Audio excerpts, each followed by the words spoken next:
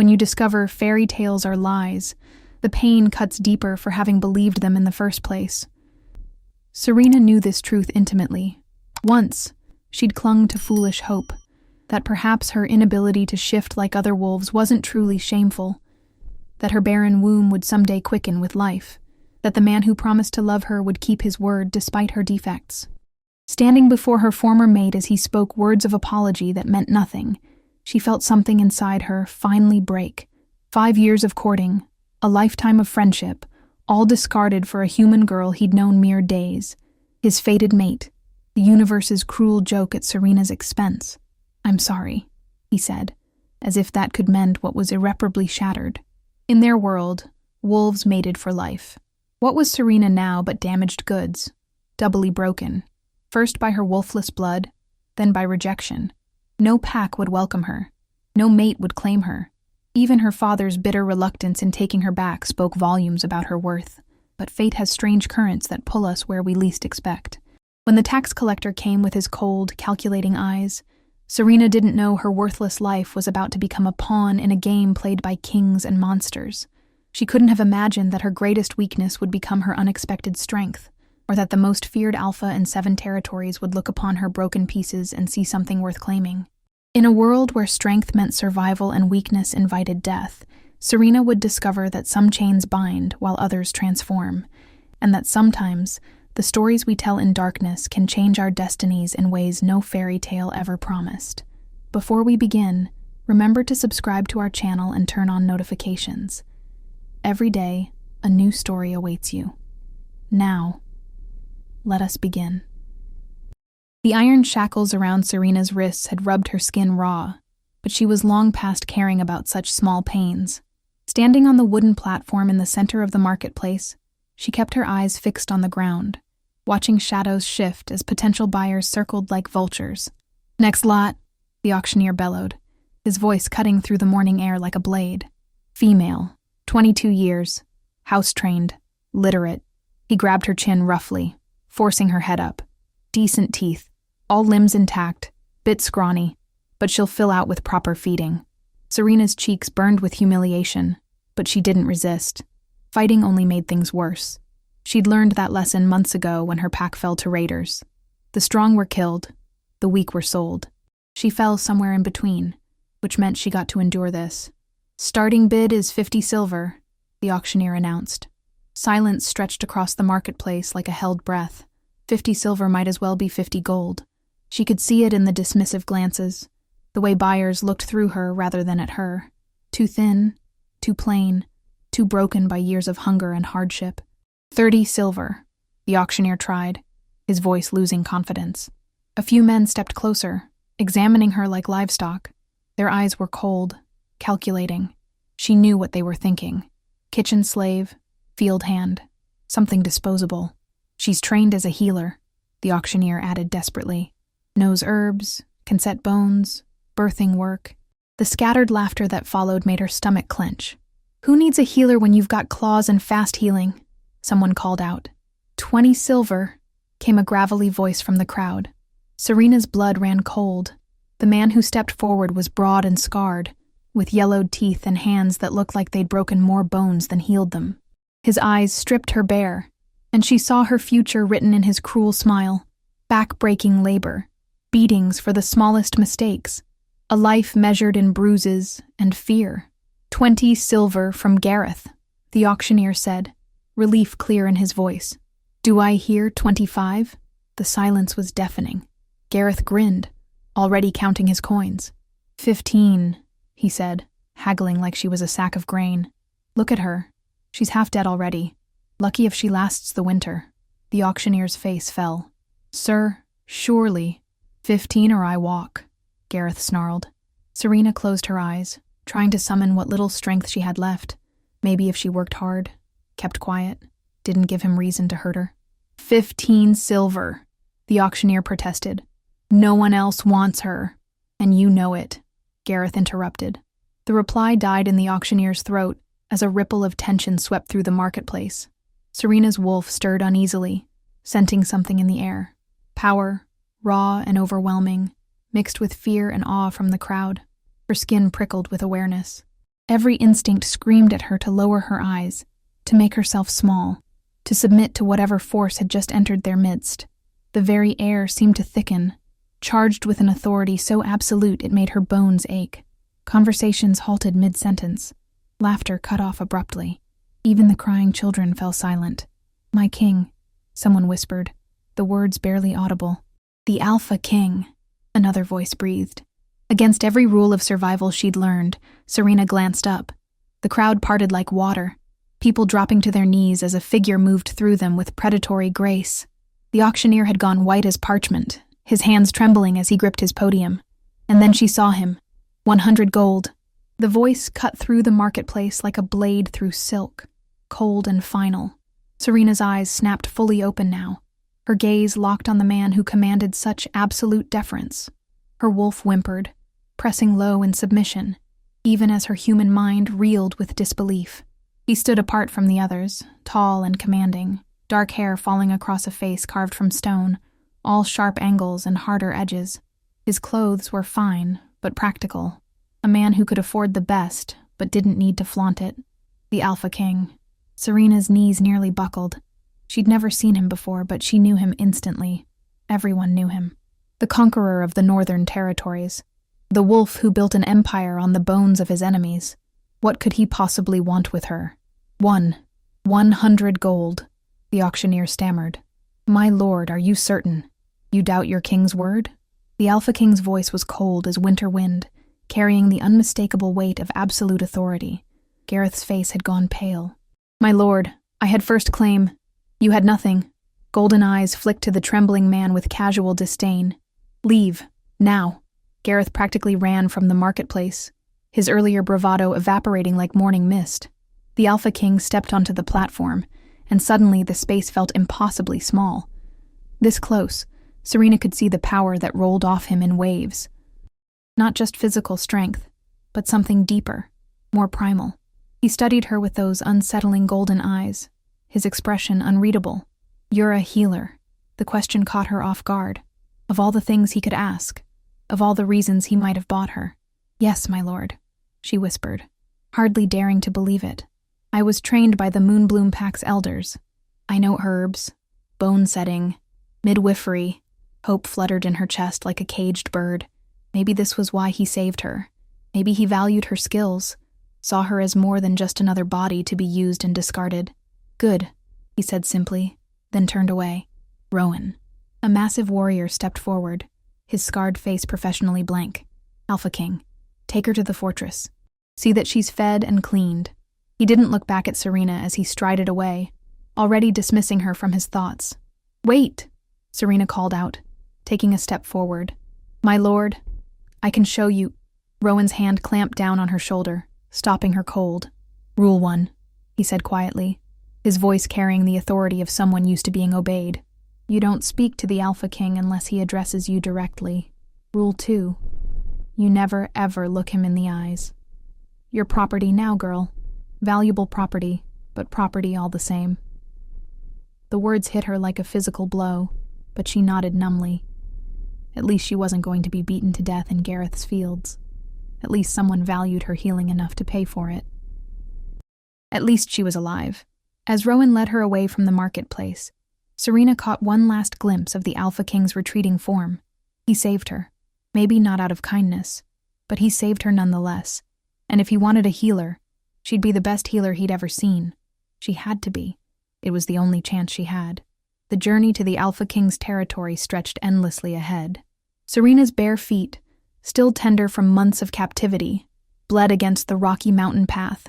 Around her, the king's warriors moved with fluid grace, their massive forms shifting between human and wolf as the terrain demanded. She couldn't remember the last time she'd shifted. Months of starvation had left her wolf weak and dormant, buried so deep she could barely sense her anymore. "Useless, Omega," one of the warriors muttered, earning harsh laughter from his companions. "King wasted his gold on that one. Should have left her for the vultures," another added. The words stung more than her bleeding feet. She'd heard worse in the slave camps, but somehow these men's casual dismissal cut deeper. They served the king. If they thought she was worthless, what did that say about his judgment in buying her? Maybe she's not meant for shifting, Rowan said gruffly. For a moment, hope flickered in her chest. Healers got other uses. Like what? The warrior's laugh was ugly. Healing's for weaklings who can't take pain. Real wolves heal themselves. Or they die, another added with grim satisfaction. That's how you keep the pack strong. On the third day, her body finally betrayed her completely. The world tilted sideways, and suddenly she was face down in the dirt, her vision swimming. Should have known she wouldn't last, someone sneered. Weak little Omega can't even walk properly. Leave her. We've wasted enough time. Through her haze of exhaustion, Serena heard the heavy tread of boots approaching. She braced herself for a kick, for rough hands dragging her upright, for the casual cruelty she'd learned to expect.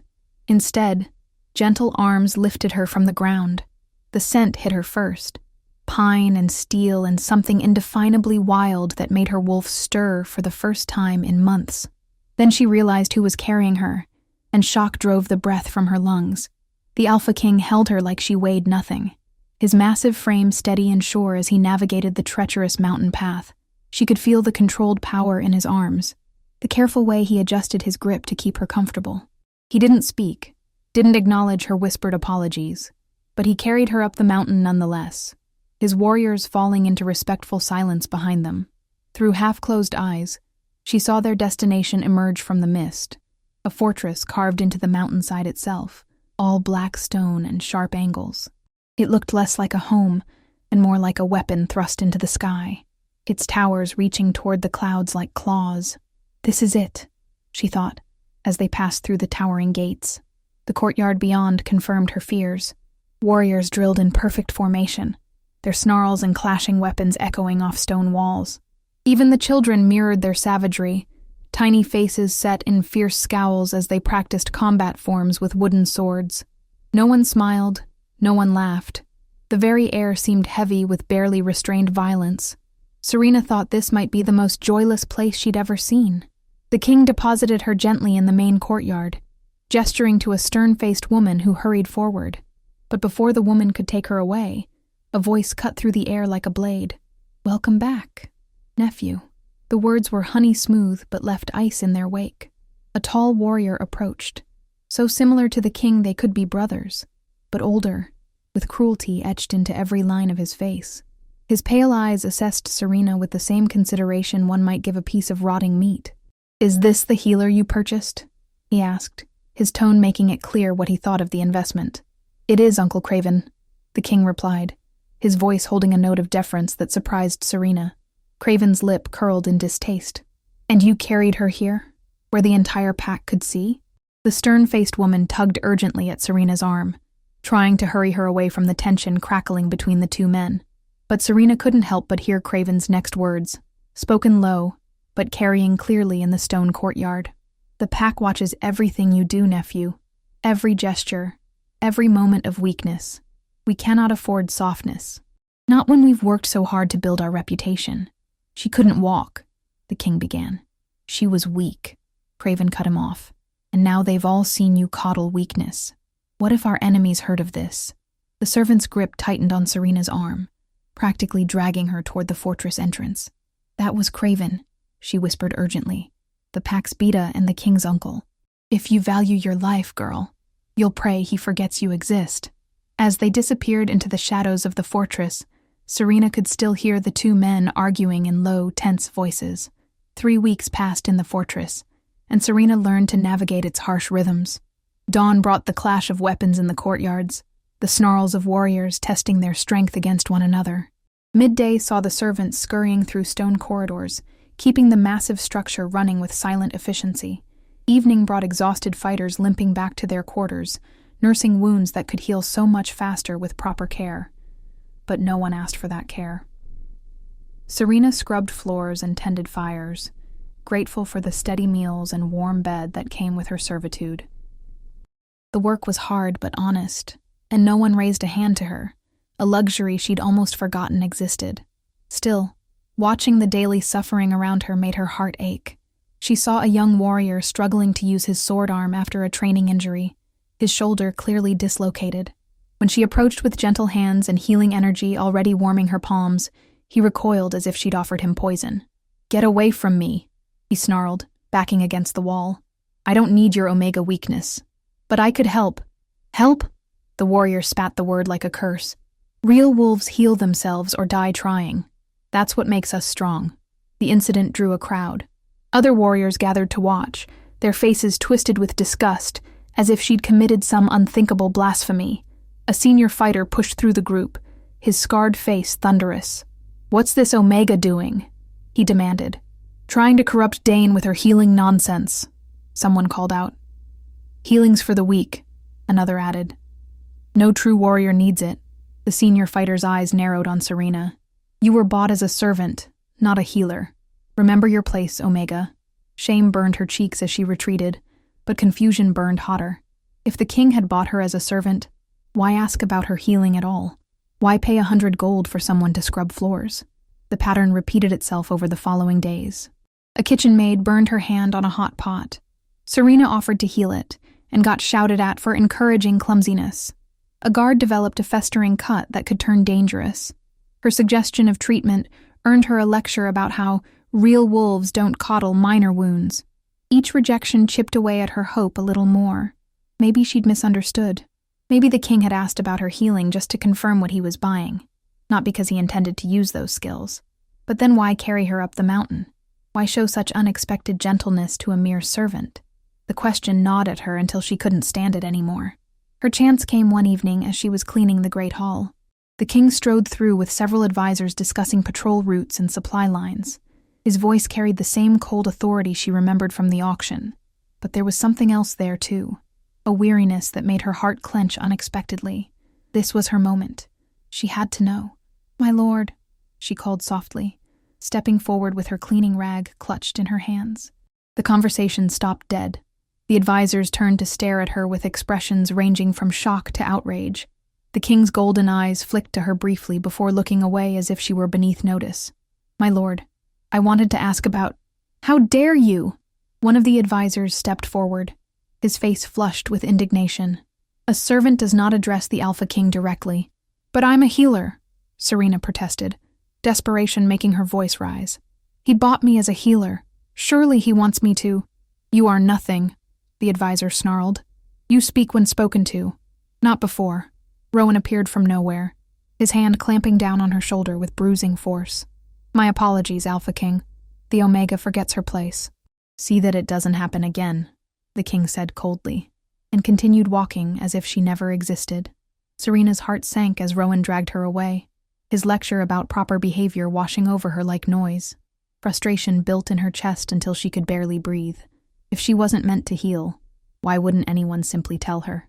Why this cruel pretense that her skills mattered when clearly they didn't? But the next morning, everything changed. She was sweeping the training courtyard when she heard the sickening crack of bone-breaking wrong. A boy, no more than 12, crashed to the ground during an aerial combat drill, his leg twisted at an unnatural angle. The child tried to stand and collapsed with a cry that tore at her heart. Around the courtyard, warriors watched with cold indifference. This was their way. Pain builds character. Suffering creates strength. Craven strode over, his pale eyes bright with cruel satisfaction. Pathetic, he sneered, grabbing the boy's broken arm and twisting until another bone cracked. This is what weakness looks like. This is what we destroy. The boy's scream echoed off the stone walls, and something in Serena snapped. She didn't think. She didn't consider consequences or proper behavior or the 100 rules that governed her existence here. She just ran. Stop! The word tore from her throat as she dropped to her knees beside the child. Her hands were already glowing with healing energy, warmth flowing from her palms into his broken body. The boy's sobs quieted, as bones knit and torn muscle wove back together. His legs straightened, the unnatural angle correcting itself with gentle precision. When she finished, he stared at her with confused wonder, as if kindness were a language he'd forgotten how to speak. What is this? Craven's voice cut through the silence like a blade. Serena looked up to find him looming over her, his face twisted with rage. Behind him, she could see the king approaching with measured steps, his expression unreadable. Your Omega pet defies our ways, Craven spat, his words dripping venom. She healed the weakness we were trying to burn out. She must be punished. The king stopped beside them, his golden eyes studying the scene. The boy sat up easily, his leg fully healed, while Serena knelt beside him with her hands still glowing faintly with residual energy. Any other Omega would cower now, would beg forgiveness, and promise never to transgress again. But Serena lifted her chin and met the king's gaze directly, silently daring him to punish her for an act of mercy. His nostrils flared slightly as he read the defiance in her face. For a heartbeat, the air between them crackled with tension. Then, "The boy is more useful healed," he said simply. "He can return to training sooner." Craven's fist slammed against the nearest wall. "Nephew? Enough!" The king's voice carried the full weight of his alpha power, making every warrior in the courtyard flinch. "Do not question me again." As guards escorted Serena back toward the fortress, she felt Craven's hatred burning into her back like acid. But it was the king's expression that haunted her. That brief moment when his mask slipped, showing something that might have been gratitude. The days following the incident in the courtyard felt different. Serena moved through her duties with renewed purpose, waiting for someone to seek her out, to ask for the healing the king had publicly defended. Surely now that he'd sided with her in front of the entire pack, things would change. She could finally prove her worth, show him that his 100 gold hadn't been wasted on a mere servant. She found herself thinking of him more than she should.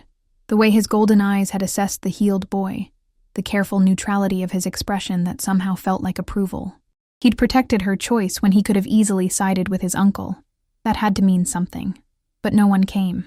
Warriors still nursed their wounds in stubborn silence. Servants still treated injuries as shameful weaknesses to be hidden. The culture of suffering ran too deep to change overnight, even with royal endorsement. Still, Serena allowed herself to hope.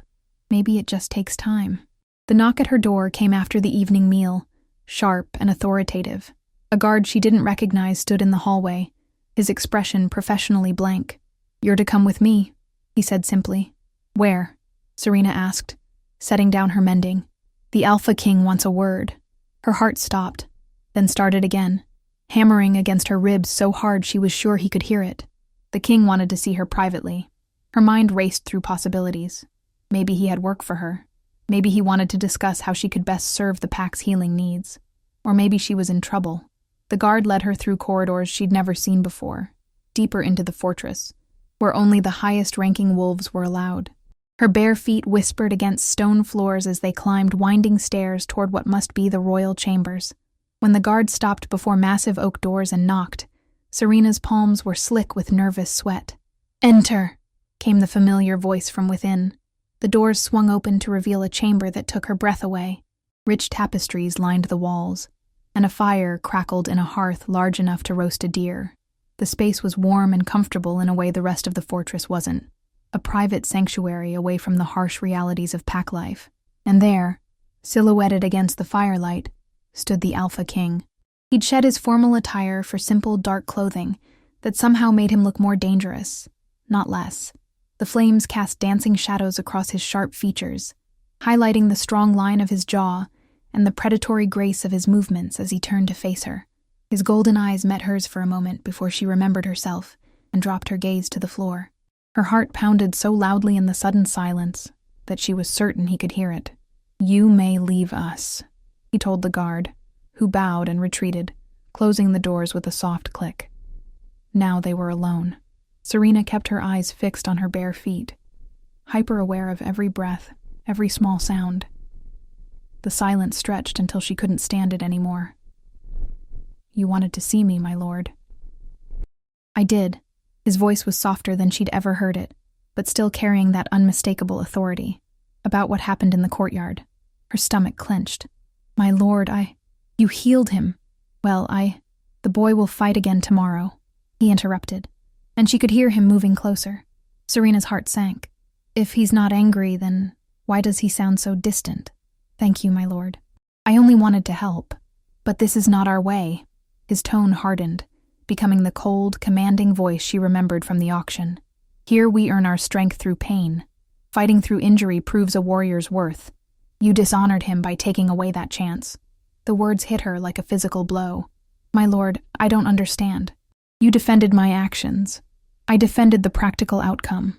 He was close enough now that she could feel the heat radiating from his body, catch his scent of pine and steel, and something wild that made her Omega Wolf whimper. A healed warrior returns to duty faster. But that doesn't mean I approve of the method. Serena's hands clenched into fists at her sides. Every instinct screamed at her to submit, to accept his words without question. He was the Alpha King, the most powerful wolf in the territory. His word was law, but something in his voice didn't match his words.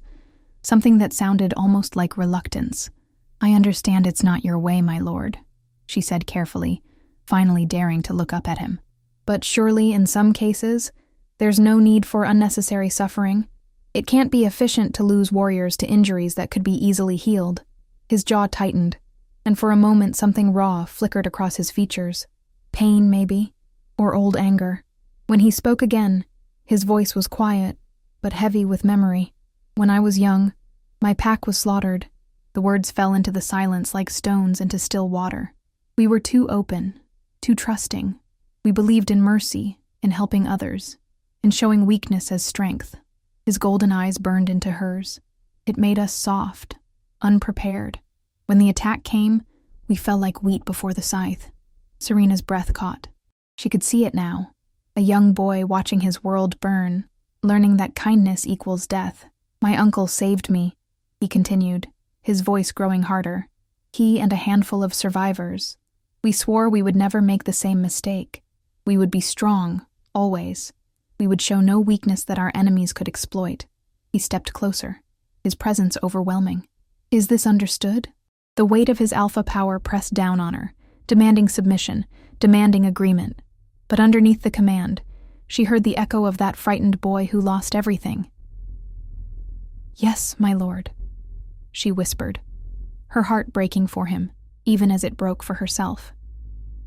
He studied her face for a long moment, and she saw something shift in his expression. A flicker of regret, perhaps, or reluctance. "We will use your abilities only in cases of true emergency," he said finally, the words seeming to cost him something. "When a warrior's life hangs in the balance, not for minor injuries that can heal naturally." Serena's eyes snapped to his, hope flaring bright in her chest despite everything.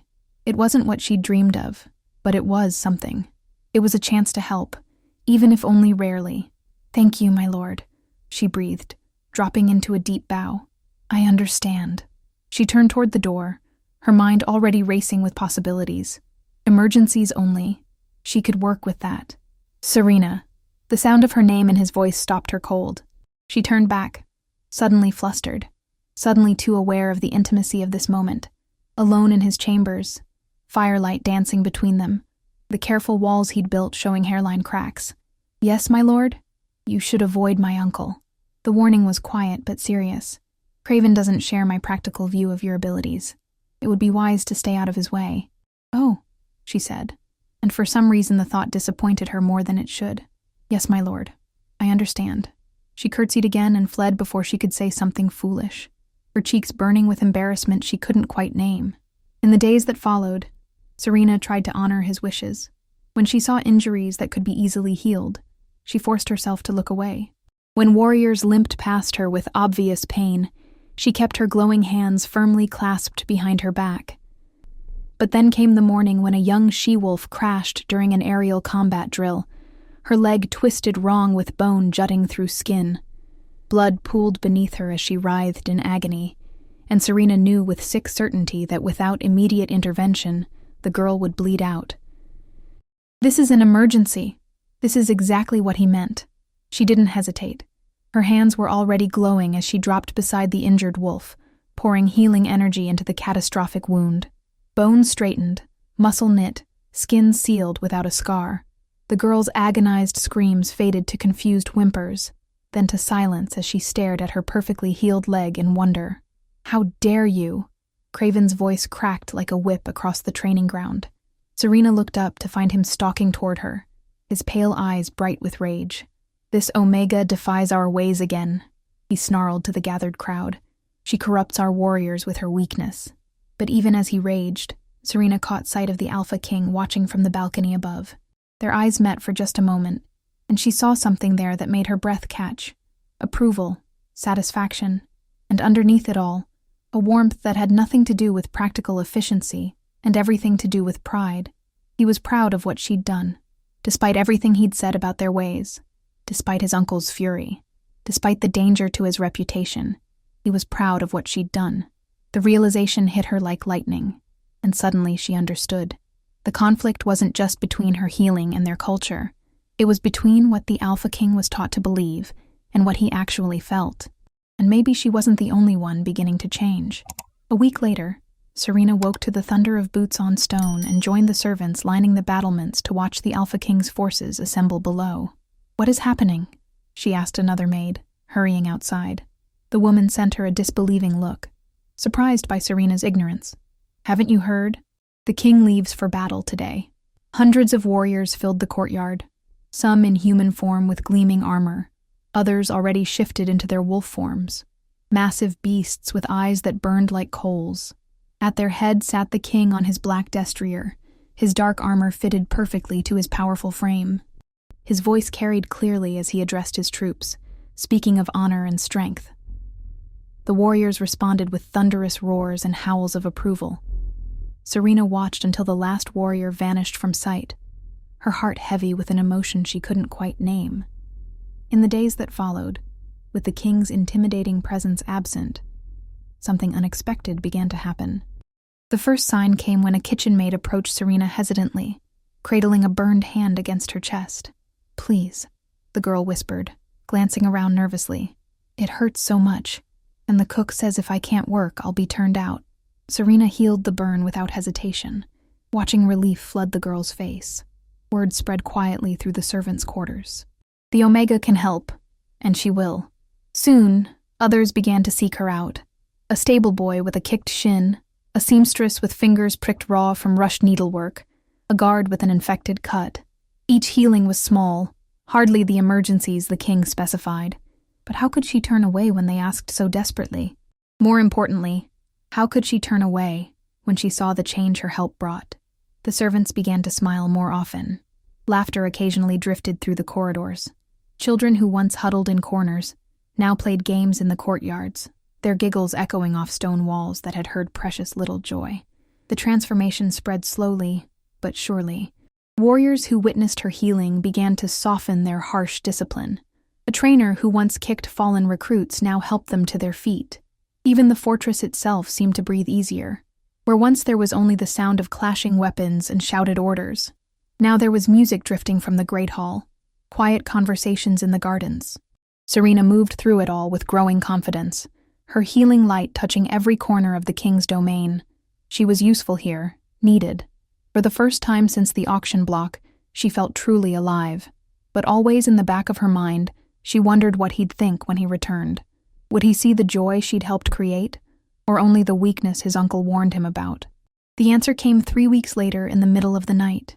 Serena jolted awake to the sound of horns blowing, not the triumphant call of victory, but the urgent, desperate wail of emergency. She threw on her cloak and raced outside, her heart pounding as she joined the crowd gathering in the courtyard. Through the gates came 3 riders, their wolves lathered with sweat and foam. The king led them, his armor dented and bloodied, his golden eyes wild with desperation. "Where is she?"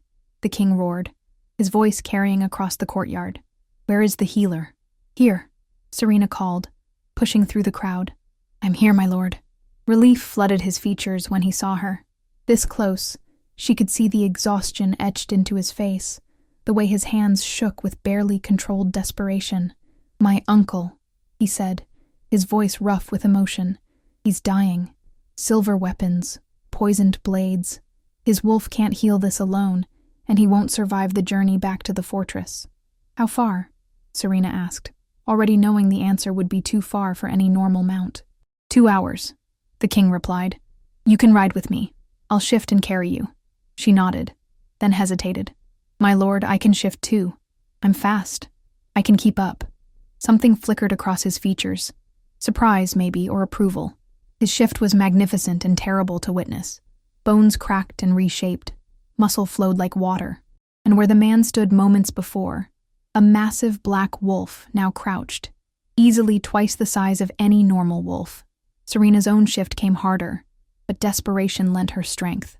Soon, a smaller silver wolf stood beside the king's black form. The run was brutal.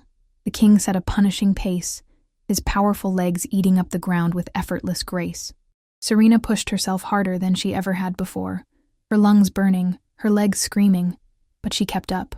She had to. A man's life depended on it. They found Craven exactly where the king said they would, in a makeshift camp beside a stream, his remaining warriors standing guard with expressions of grim resignation. The beta lay motionless on a bed of pine boughs, his breathing so shallow it was barely visible. Serena shifted back to human form, not caring about her nakedness in the urgency of the moment. The king followed suit, immediately draping his long campaign cloak around her shoulders before leading her to his uncle's side. "I don't know if I can save him," she whispered, her hands already beginning to glow with healing energy. The wounds were worse than anything she'd ever seen. Silver-tipped arrows had pierced his chest and abdomen, the poisoned metal still embedded deep within his flesh. Black veins spread outward from each wound, the silver poisoning working its way through his system. Internal bleeding had turned his lips blue, and his skin was gray and clammy. "Try," the king said simply, and settled beside her for what she knew would be a long vigil. The healing took hours. Serena poured everything she had into the broken body before her, fighting the silver poison drop by drop, coaxing torn flesh back together thread by thread. The king stayed beside her through it all, his presence a steady anchor in the storm of her concentration. When she finally collapsed from exhaustion, Craven's breathing had steadied, his skin returning to a healthy color. The silver poison was gone, the wounds closed, life flowing strong through his veins once more. "You did it," the king whispered, his voice rough with emotion. His hand found hers, squeezing gently. "You saved him." For a moment, they simply sat there in the pre-dawn darkness, her small hand engulfed in his large one, both of them trembling with relief and exhaustion. Then Craven's eyes fluttered open, and the moment shattered. The beta took in the scene with growing horror. His healed body, Serena's glowing hands, the king's protective proximity. His face contorted with rage as understanding dawned. "What have you done?" he snarled, struggling to sit up. "What have you done to me?" "She saved your life," the king replied, his voice carefully controlled. "You were dying, uncle. You should have let me die." Craven's voice cracked with fury. "My death would have motivated our troops, fueled their rage for the final assault. Instead, you've made us all weak with this Omega's tainted healing." The king's face went very still.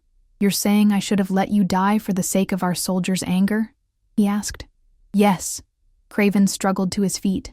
"That's what strength looks like. That's what leadership means." The king was quiet for a long moment, his golden eyes studying his uncle's face. "I see," he said finally. "Perhaps you're right. Perhaps I've grown too soft."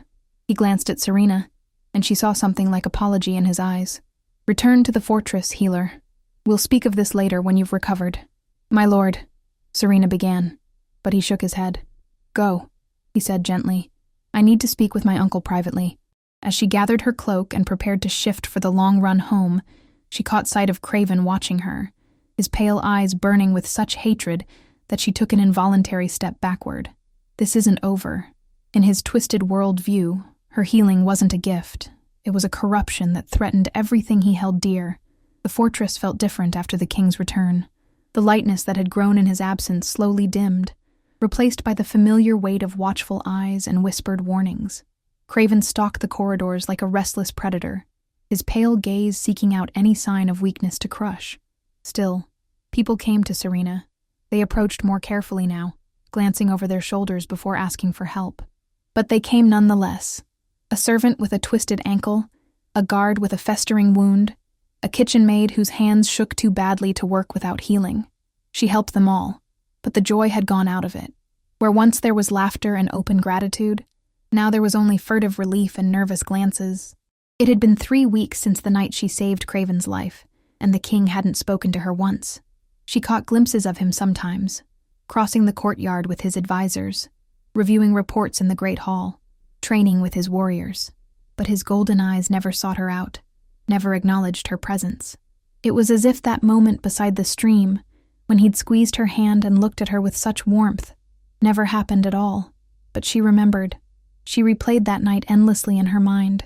The desperate ride through the forest, the way he'd matched her pace without complaint, the hours he'd sat vigil beside her as she fought to save his uncle's life. The memory of his hand in hers, strong and warm and reassuring. Most of all, she remembered the moment when he draped his cloak around her naked shoulders, his movements careful and respectful, even in the urgency of the situation. The weight of the fabric had been nothing compared to the weight of his consideration, and the memory made her cheeks burn with feelings she couldn't quite name. The knock at her door came long after the fortress had settled into sleep. Serena opened it to find Craven standing in the hallway, his pale eyes gleaming in the torchlight. "The king wants to see you," he said without preamble. Her heart leaped, then immediately fell. Something in his tone felt wrong, too cold, even for Craven's usual cruelty. "Now, my lord?" "Now," he said firmly, turning away. "Follow me." They walked through corridors she'd never seen before, descending stone steps that grew damper and colder with each level. The dungeons, she realized with growing unease. Why would the king want to meet her here? Was there a prisoner who needed healing? "My lord," she asked, trying to keep her voice steady, "is there an injured person requiring my skills?" Craven didn't answer. They emerged into a circular chamber lined with empty cells. Several guards waited in the shadows, their faces hidden behind iron helms. But there was no prisoner, no injured person requiring her skills, and no king. "My lord," Serena said slowly, turning to face Craven, "where is the Alpha King?" His smile was sharp as a blade. "He's not coming." Fear crawled up her spine like ice water. The guards shifted closer, their hands moving to their weapons. She was trapped, cornered like prey in a hunting net. "You're going to disappear tonight," Craven continued conversationally. "A tragic accident, perhaps. Or maybe you'll simply wander away, desert your post. These things happen with slaves. Please," she whispered, backing against the stone wall. "I've done nothing wrong. I only wanted to help." "Help?" His voice cracked like a whip. "You call this corruption help? You've made them weak, dependent, soft. You're poison, girl. You're the rot that will destroy everything we've built." She saw the madness in his eyes now, the fanatical certainty that brooked no argument. He truly believed she was a threat to everything he held dear. "My lord, I only seek to heal, and that's exactly why you must die." He lunged forward, his hands reaching for her throat. Serena screamed. The sound echoed off the stone walls, high and desperate. She tried to dodge, but there was nowhere to go. Craven's fingers closed around her neck, and she felt the terrible strength in his grip. Then the chamber exploded into chaos. The king tore through the entrance like an avenging angel, his golden eyes blazing with fury. His roar shook dust from the ceiling as he took in the scene. Serena pinned against the wall, Craven's hands around her throat, the guards moving to surround them. "Let her go," he snarled, his voice carrying the full weight of his alpha power. Craven released her, but his face showed no remorse. "She's poison, nephew. She'll destroy us all if we let her live. I told you already," the king said, his voice dangerously quiet. "She stays. And I told you that's impossible." Craven's composure finally cracked. "Look what she's done to you. Look how weak you've become. Our enemies will smell it on you like blood in the water. Using our resources wisely isn't weakness.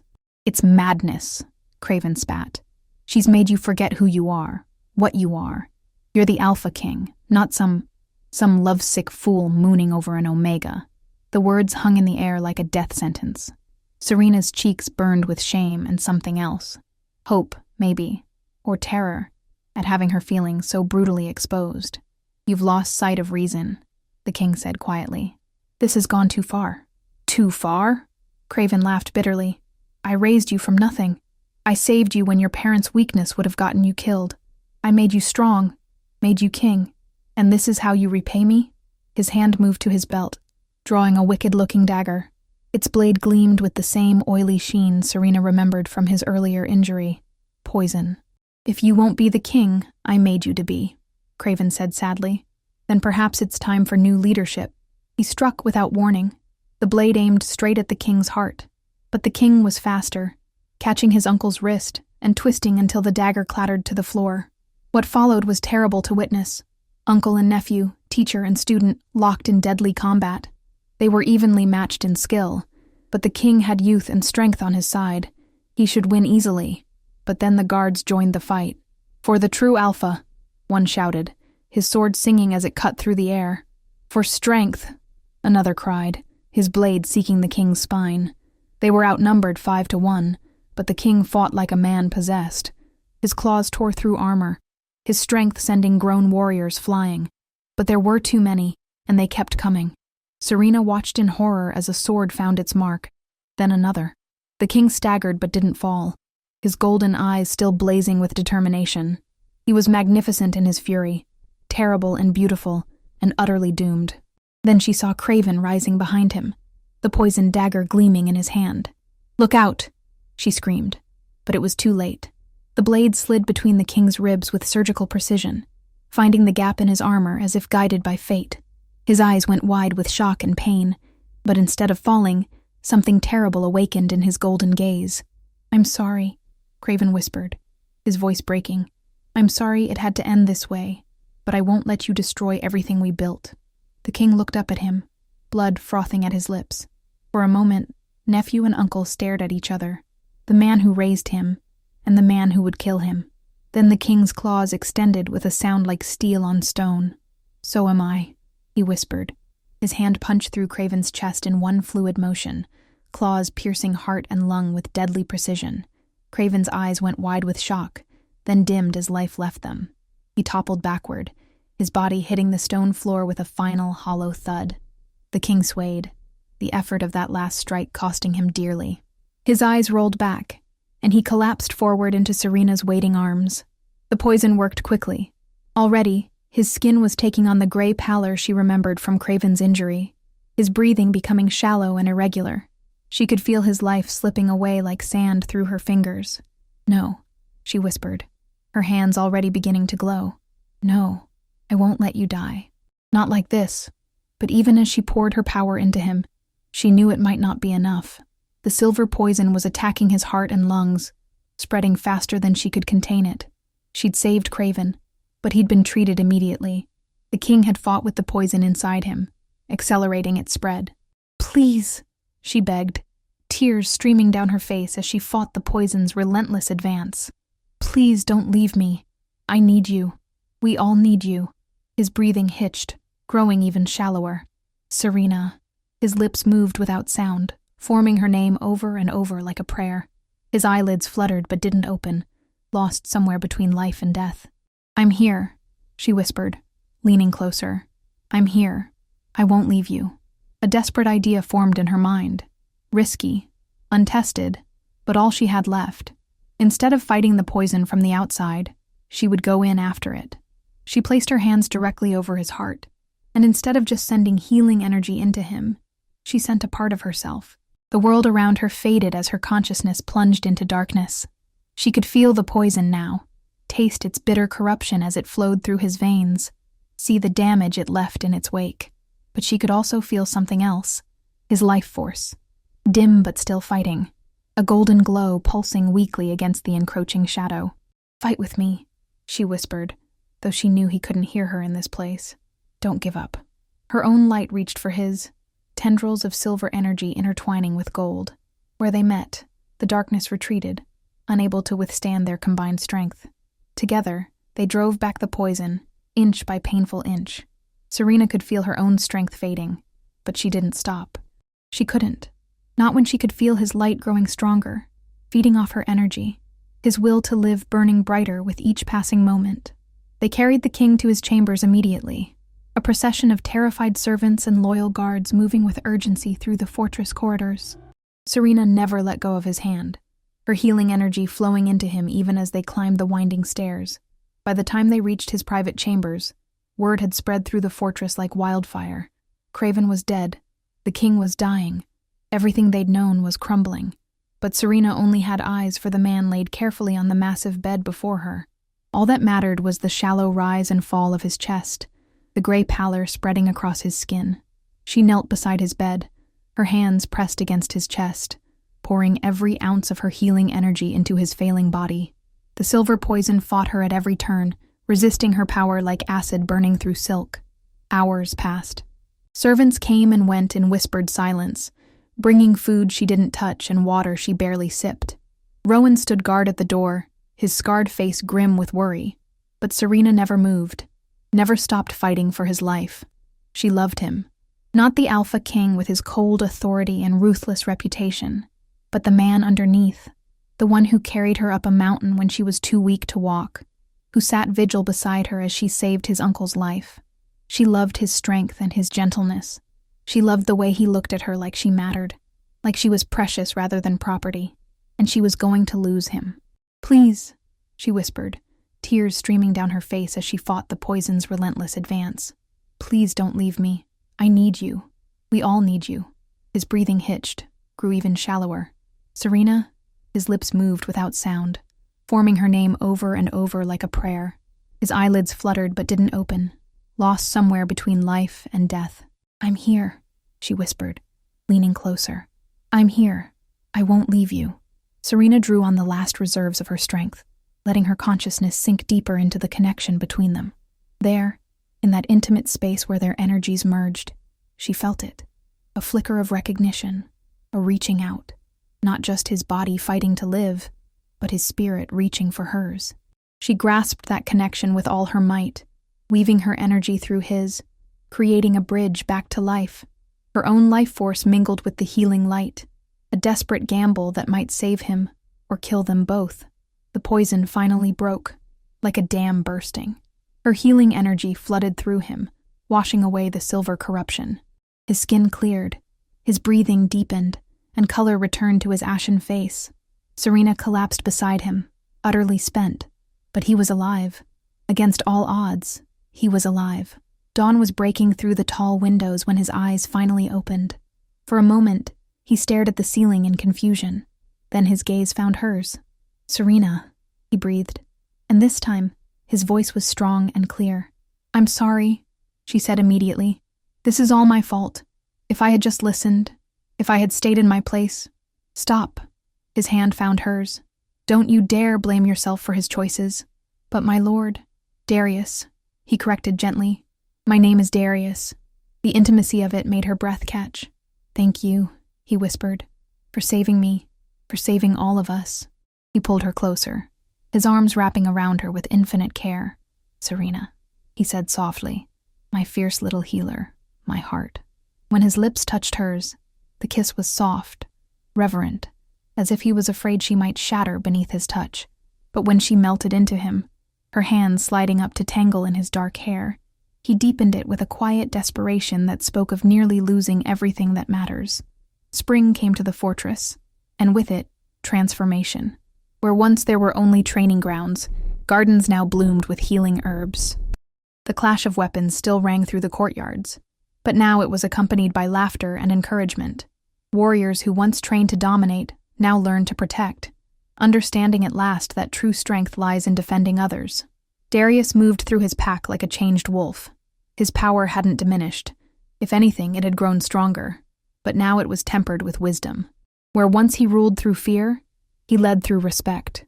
Young wolves no longer cowered in his presence. Instead, they sought his guidance, knowing they'd find both strength and mercy in his counsel. The fortress itself seemed to breathe easier. Music drifted from the great hall where once there was only silence. Pups played in corridors that once echoed with harsh commands. Even the stone walls appeared warmer, as if the love that transformed the pack had seeped into the very foundation of their home. On the night of the full moon, when the pack gathered in the courtyard, Darius took Serena's hand before them all. The mighty Alpha who once saw kindness as weakness now looked at her with undisguised devotion. "You were brought here as a servant," he said, his deep voice carrying to every ear. "But you freed us all. You've taught us that true strength isn't about how many we can defeat, but how many we can protect. You didn't just heal our wounds, you healed our hearts." Under the silver light of the moon, he marked her as his mate, his gentle bite a promise of eternal love. Their wolves twined together, black and silver, strength and mercy, two halves of a whole finally united. A year had passed since Darius claimed Serena as his mate, and the northern territories flourished under their joint rule. The fortress, once a monument to fear and pain, had transformed into a true sanctuary. Wolves from neighboring territories whispered of the strange new ways of the Alpha King's pack, of warriors who showed mercy, of healers welcomed instead of scorned, of a strength built on protection rather than domination. Many dismissed these tales as fantasy. After all, everyone knew the Alpha King Darius was the most brutal ruler the territories had ever seen. His name alone had once been enough to silence children's cries, but those who ventured into his lands found the rumors were true. On this particular morning, Serena stood on the highest balcony of the fortress, watching the sunrise paint the mountains gold. Her hand rested on the gentle curve of her belly, feeling the subtle movements within. The pack's healer had confirmed it just days ago. She was carrying the Alpha King's heir. "There you are," Darius's voice came from behind her, deep and warm. His arms encircled her waist, his chin resting on her shoulder, as he placed his hand over hers on her stomach. "My mate and my pup, bathed in sunlight. I don't think I've ever seen anything more beautiful." Serena leaned back against him, savoring his warmth and strength. "I was just thinking about how much has changed in a year.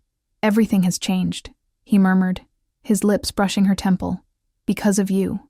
She smiled, turning in his arms to face him. The golden eyes that once terrified her now filled her with comfort and joy. We changed it together. A discreet cough interrupted their moment. Rowan stood at the balcony entrance, his expression apologetic. "Forgive me, my king, my queen. The delegation from the Eastern Territories has arrived." Darius sighed, pressing his forehead briefly against Serena's. "Duty calls. Go," she said, rising on her toes to kiss him softly. "I'll join you later." After he left, Serena made her way to what had once been the dungeons. Now transformed into healing chambers, the rooms were bright and airy, filled with shelves of herbs and healing supplies. She had trained 7 apprentices over the past year, wolves with a natural aptitude for healing who had previously hidden their talents for fear of being seen as weak. Among them was Rowan's daughter, Alara, who greeted Serena with a bright smile. "We've prepared everything for today's clinic," she said, gesturing to the organized workstations. "Word has spread. There are already 30 wolves waiting." Serena nodded, pleased. Once a week they opened the healing chambers to any in need, pack members and visitors alike. What had started as a handful of nervous patients had grown into a steady stream of wolves, seeking help without shame. As the morning progressed, Serena moved from patient to patient. A hunter with a dislocated shoulder, a pup with a fever, an elderly wolf whose arthritis made shifting painful. Each received not just healing, but respect, their pain acknowledged, their relief celebrated. By midday, Serena was ready for a brief rest. She retreated to a quiet alcove, sipping a cup of herbal tea, when she noticed a hooded figure lingering near the entrance, hesitant to approach. "We welcome all who seek healing," Serena called gently. "There's no need to hide." The figure stiffened, then slowly approached, pulling back the hood to reveal a face Serena had never expected to see again. Her father, older now, his face lined with worry and grief, but unmistakably the man who had once offered her up to the tax collector to save her sister. "Serena?" he whispered, his voice cracking.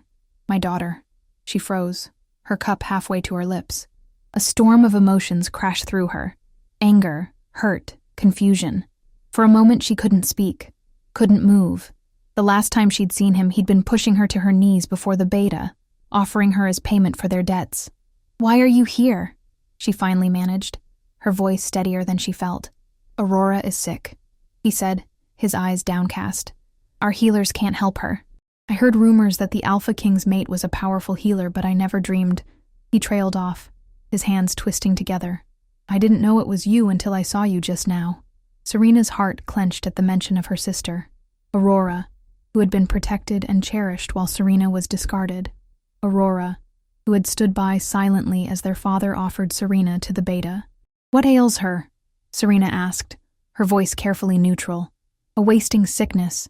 She grows weaker each day. She can barely shift anymore." There was genuine fear in his eyes, the same fear that had driven him to sacrifice his eldest daughter. Serena should refuse.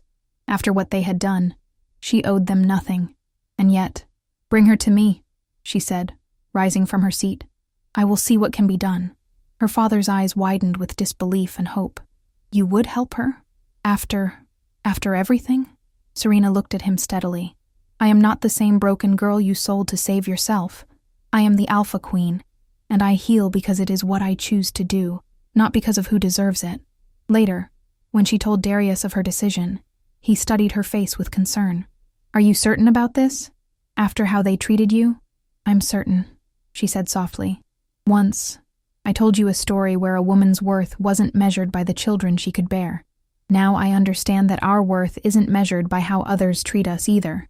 It's measured by the choices we make, especially when those choices are difficult. Darius pulled her close, his golden eyes shining with pride and love. Then we will welcome your sister, and you will heal her if you can. And your father. My father will see what I have become, Serena finished for him. Not despite being cast aside, but because of the strength I found in that darkness. That is all the justice I need. When Aurora arrived, weak and pale on a stretcher, Serena approached her sister's bedside without bitterness. The girl's eyes widened with recognition, then filled with tears of shame. "Serena," she whispered, "I'm so sorry. I was a coward. I let them send you away." Serena took her sister's hand, feeling the fever burning beneath her skin. "That's in the past now. Rest. I'm going to help you." For 3 days, Serena worked tirelessly to purge the illness from Aurora's body. She used every technique she had learned, every ounce of her considerable power. And when it wasn't enough, Darius lent her his strength, their mated bond allowing her to channel his alpha power into her healing. On the 4th day, Aurora opened her eyes, clear and bright for the first time in months. "You saved me," she said in wonder. "After everything?" Serena smiled, genuine and warm. Being able to heal isn't just about having the power to do so. It's about choosing to use that power, even when it's difficult. That evening, as the pack celebrated Aurora's recovery, Serena stood before her father. He had aged decades in the year since she'd last seen him. His shoulders stooped with guilt and regret. "I don't deserve your forgiveness," he said, his voice breaking. "But I am grateful beyond words for what you've done." "I didn't heal Aurora for your gratitude," Serena replied. "I did it because it was the right thing to do. Because the strength I found here taught me that true power lies not in domination or cruelty, but in the choice to be kind when the world has shown you none." She placed a hand on her growing belly, feeling the future stirring within.